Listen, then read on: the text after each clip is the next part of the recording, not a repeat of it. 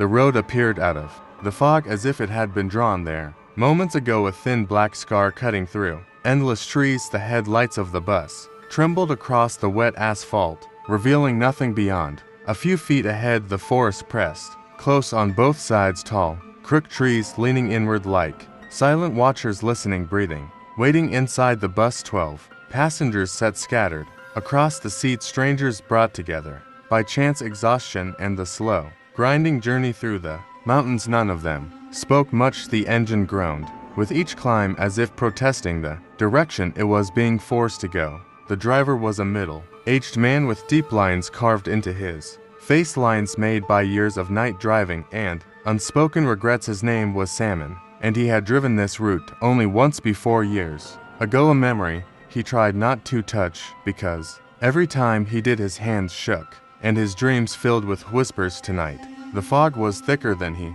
remembered, and the road signs were wrong or missing entirely. He told himself it was just another night, another job, another group of passengers to deliver safely and forget. In the back seat, a young woman named Hira clutched her bag tightly. Her eyes kept moving from window to window as if she expected something to appear suddenly out of the darkness. She was returning from a funeral, and grief had hollowed her chest, leaving her sensitive to every sound, every movement. The forest made her uncomfortable, not because it was dark, but because it felt alive, like something was listening. When she breathed too loudly, near the middle sat a man named Osset, who wore headphones that were not connected to anything. He pretended to listen to music so he would not have to talk to anyone. His past was heavy and close behind him, and silence felt safer than conversation. But even through the imagined music, he could hear something else, a low humming that seemed to come from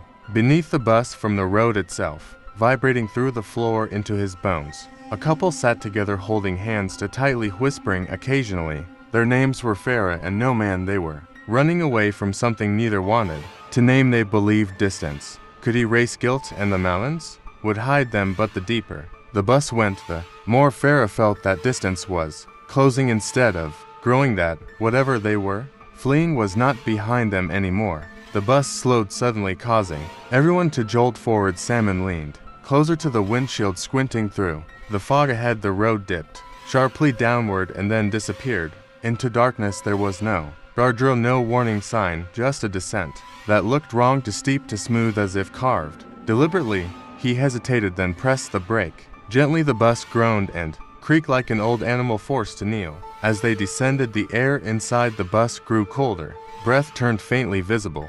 The windows fogged from the inside despite the cold outside. Hira wiped a circle clear and stared out, only to flinch back. There were shapes between the trees, tall thin silhouettes that vanished when she focused on them. She told herself it was her imagination, grief playing tricks, but her heart refused to slow. The humming grew louder. Osset removed his headphones and frowned. He looked around to see if anyone else noticed, but everyone remained silent, staring ahead or down at their laps. The sound felt rhythmic, almost like breathing. Then the bus stopped, not slowly, not smoothly. It stopped as if the road itself had grabbed it. Salmon cursed under his breath and tried the engine again. The headlights flickered once, twice, and then steadied, illuminating something directly ahead. A structure. It stood in the middle of the road, blocking the path. A building that should not have been there, an old rest house, its walls cracked, its windows dark and empty. A faded sign hung crookily above the entrance, but the words were unreadable, as if the letters had been scraped away by time or hands. No one spoke for several seconds. Finally, No Man whispered that this was not on the map. Salmon nodded slowly. His mouth felt dry. He remembered now, this place, this road. The memory he avoided rose up, clawing at him. Years ago, his bus had broken down here too, and he had waited until morning, refusing to step outside. Back then, there had been no building, only trees and fog.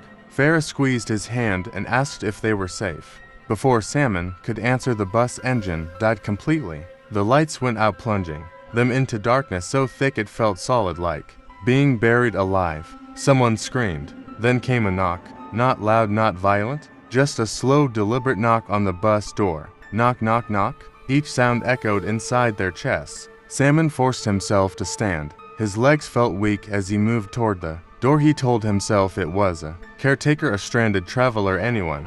But what his instincts screamed it was. He reached for the handle and paused. The knocking stopped. A voice spoke from outside, soft, calm, almost kind. You should not stay on the road at night. Hira covered her mouth to keep from crying. The voice did not sound human in the way voices should. It carried to evenly, without breath, without emotion, like something repeating words it had learned long ago. Salmon opened the door. Cold air rushed in along with a smell of damp earth and decay. Standing there was an old man wrapped in a long coat. His face was pale, his eyes too dark, reflecting no light.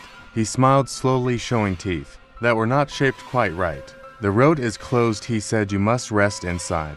Behind him the rest house door creaked open by itself, and from within came the same humming, now louder, closer, welcoming. Salmon felt a pressure behind his eyes, a pull in his chest urging him to agree, to step down, to follow, to enter. One by one the passengers began to stand without realizing why, as if something had reached inside them and gently turned a key.